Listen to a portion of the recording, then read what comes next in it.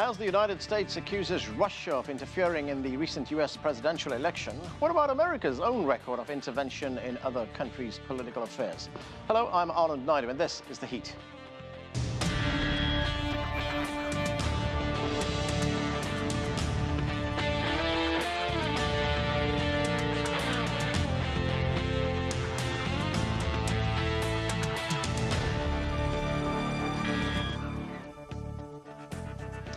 Late last year, the United States expelled 35 Russian diplomats after accusing the Kremlin of interference in the recent U.S. presidential election.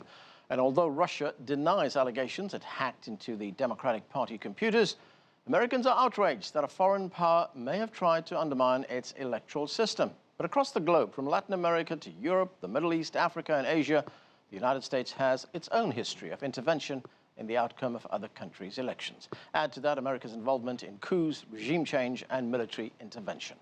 We begin with this report from CGTN's John Gilmore. With World War II barely over, the United States was busy shaping a new world order.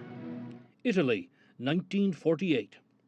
A CIA campaign during an Italian election helped prevent the Communist Party and a leftist coalition from taking power. Iran, 1953. Its democratically elected Prime Minister, Mohammad Mossadegh, was ousted in a CIA-directed coup. America favored the Shah, who ruled Iran for the next 26 years. Guatemala, 1954.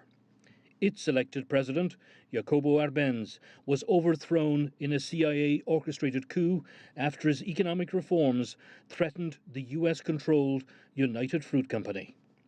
3 decades of military rule and civil war, resulting in over 200,000 deaths, followed. Cuba, from 1959. The U.S. tried several times to assassinate Cuba's revolutionary leader, Fidel Castro, and the CIA supported Cuban exiles in a failed invasion attempt at the Bay of Pigs in 1961. Republic of the Congo, 1961. The Congo's first elected Prime Minister, Patrice Lumumba, was murdered by rivals. Plots to kill the African independence leader were linked to the CIA and Belgian government. Vietnam in the 1960s and 70s. A massive U.S. military intervention and war aimed at defeating communism tried but ultimately failed to dictate the political direction there. Chile, 1973. The country's socialist president, Salvador Allende, was ousted and assassinated in a U.S.-supported coup and replaced by dictator Augusto Pinochet. Central America in the 1980s. The U.S. tried to overthrow the leftist government of Daniel Ortega in Nicaragua. Meanwhile, it was propping up right-wing rulers in neighboring El Salvador and Guatemala. And U.S. interventions extend beyond coups, war, and regime change. According to one expert, the U.S. has intervened in other countries' elections more than 80 times worldwide between 1946 and 2000. Basically, there's about 1/3 of them are public and 2/3 of them are covert. In other words, they are not known to the voters in the target before the election. And now that the U.S. feels its elections may have been compromised, there are lots of allegations and questions, but little talk about its own history of intervention in other countries' political affairs. John Gilmore, CGTN, Washington. Joining me now to discuss this, here with me in the studio, is Peter Kuznick. He is a professor of American history at American University, and he's the co-author of The Untold History of the United States with Oliver Stone. Also with us from London is Alexander Nekrassov. He is a former advisor to the Kremlin. With us from Havana is Carlos Alzugaray. He is a former Cuban diplomat and educator. And with us here in the studio as well is Fred Fleitz. He has worked in U.S. national security positions for 25 years and is now the Senior Vice President at the Center for Security Policy.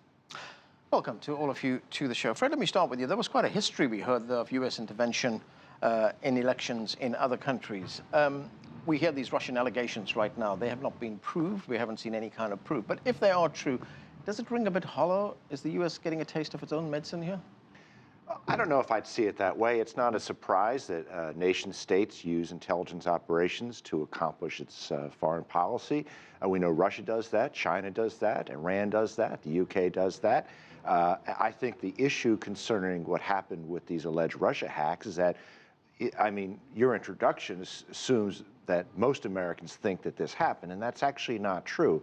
There are many Americans who are still undecided on what happened concerning these hacks. And my position is, I think we know Russia's engaged in a broad-based cyber warfare against the United States. But was this actually intended to affect the election? I think the jury's really out on that. Alexander, you've been an advisor to the Kremlin. I mean, you know the inner workings of the Russian government. What do you make of this? Well, first of all, I find it very strange that we all forget about the NSA spying scandal and this huge, huge operation that had been conducted for so many years, and basically for several years under President Obama. Now, nobody was disputing that America was hacking practically every world leader, every government, every email, personal email across the world. So why we are not talking about this, I don't understand. I think that Russia made a huge mistake by not making a huge fuss out of it, because some of its political leaders phones were being hacked. I even think, you know, I would have advised at the time to call an emergency session of the United Nations Security Council, because this sort of spying against basically the whole of the world, including America itself, was an absolutely scandalous development. And all these previous meddlings in other nations' affairs, they just dwarf compared to that operation. And yet now we're hearing accusations against Russia, supposedly hacking into all the computers of leading parties and influencing elections. And this just sounds bizarre, without any proof, by the way. Peter, before we get into the history of the US interfering in other elections, when we look at these accusations that are being leveled at Russia right now, why have we not seen any proof of this? It's pretty serious when President Obama takes actions, expels diplomats, imposes sanctions on intelligence agencies in Russia, yet we've not seen any proof. No, we've seen no proof at all. They keep on asking us to trust them. And there are a lot of reasons why people haven't trusted the intelligence community over the years. And Donald Trump keeps pointing to the weapons of mass destruction in Iraq. And that's one example. But this is the irony in this whole situation is that for years you had the Republicans supporting the intelligence community, anything the intelligence community said, and many liberal Democrats criticizing it or questioning it, being skeptical. Now we've got this complete reversal. So, but there's been no evidence presented, and that's not because they don't have evidence, presumably. Some of it might be human intelligence. They don't want to expose the sources. We don't know why. Obama urged the intelligence community in this report to be as transparent, as open as possible, yet they presented no intelligence, no information. In fact, they just doubled down on what they had said before with no new information at all. How serious is that, Fred, when you have a president, or president-elect in this case, who is doubting what the intelligence agencies are telling him? These are people who help him formulate policy. Well, I think that presidents have to trust their intelligence agencies, Right. but there's been a lot of politics associated with intelligence activities for Mr. Trump. We know that there are current and former intelligence officers who didn't want to even give Trump briefings when he was a candidate. There have been leaks by intelligence officers to the news media against Mr. Trump since the election. I think the intelligence community will earn Mr. Trump's trust once Trump's officials are running the organization. But frankly, skepticism towards intelligence is healthy, and I think they have to earn Mr. Trump's trust. Okay, let's bring in Carlos Alzugaray from Cuba. Ambassador, we heard a lot there about the U.S. involvement in Latin America. It's a region that sometimes is very derisively referred to as America's backyard. How big is the U.S. involvement there? Oh, huge. The United States has always been there intervening in the internal affairs of other countries all the time. It's practically a standard operating procedure. I would say that probably the State Department, the Pentagon, the intelligence agencies, they work in autopilot. They practically consider that they have the right to influence elections, influence political reports. There is a very good Latin American joke which goes like this: why can there never be a military coup d'etat in the United States? Well, because there is no American embassy in Washington. So it is a joke, but it is a tragedy, because we know what happened in Chile, we know what happened in Argentina, we know about Operation Condor, which was an operation in which the security services of several dictatorships in the Southern Cone collaborated in the kidnapping and murder of thousands of individuals, of civilians, and we know that it is proven that the U.S. intelligence knew about it, and it sometimes probably cooperated with those operations, considering that they were a threat. So it is not surprising for us, but I would say, listen, intelligence organizations exist, is something that governments need, but there is a difference between offensive and covert operations to intervene in the internal affairs of other countries, and intelligence operations which are dedicated to the gathering of information. And I think that's fair. I think that happens. You can do it.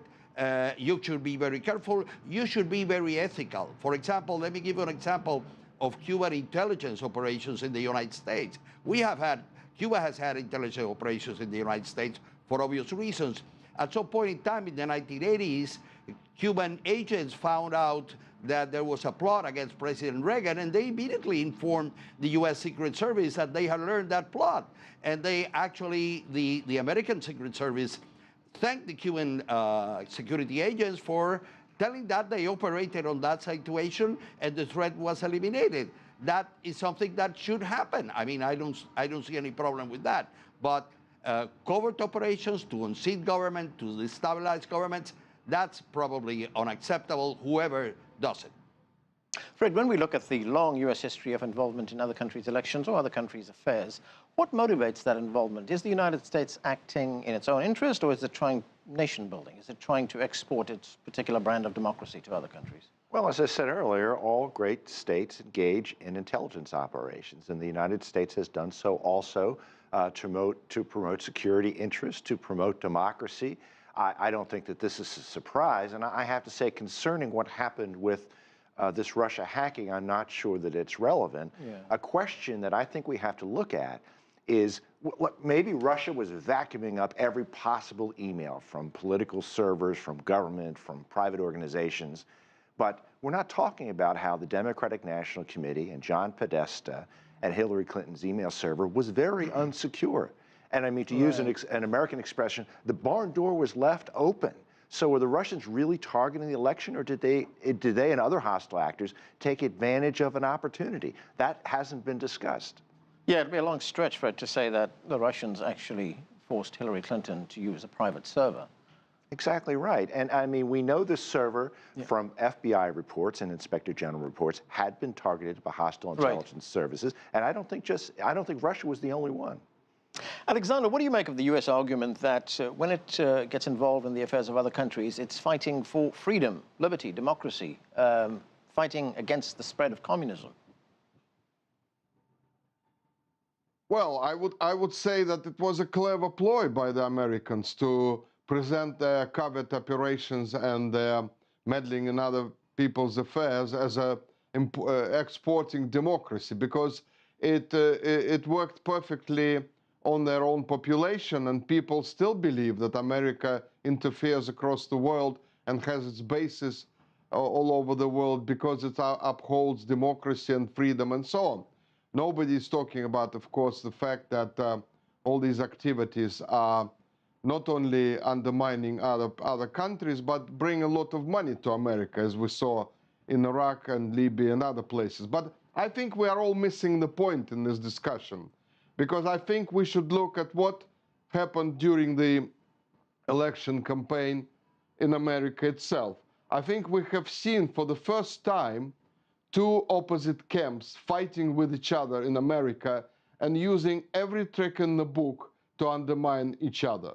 And I think that we had in Obama and Hillary Clinton and the Democrats those outstanding bad losers which were trying to find any explanation to their failure, although their failure was for everyone to see. Because, you know, I was part of my job was helping to campaign for President Yeltsin's election. And I can tell you that the Democrats have made every mistake possible in the election campaign. So when this whole issue emerged of Russian hacking and Russian influence of the elections, I could personally see that it was a game. It was a maneuver. It had nothing to do with reality. They were trying to blame the Republicans and, well, mostly Trump, actually, and his people for losing the election. And why are we now just sort of going away to some other issues and talking about, yes, people spy against each other? We are talking about two groups in America fighting for power, one group losing and finding a reason to blame the other for that loss. So that's the main issue. And that is why when I was hearing today, I think they had a breaking news today that somebody found out something about Trump's campaign linked to some Russian people and so on. I hear those explanations by the American media quoting unnamed intelligence sources all the time. And I hear it's like child's play. What they're saying makes no sense. They have no proof, none at all, and they're trying to make this no proof into proof. Right. And that is the main problem of this whole so-called hacking allegation.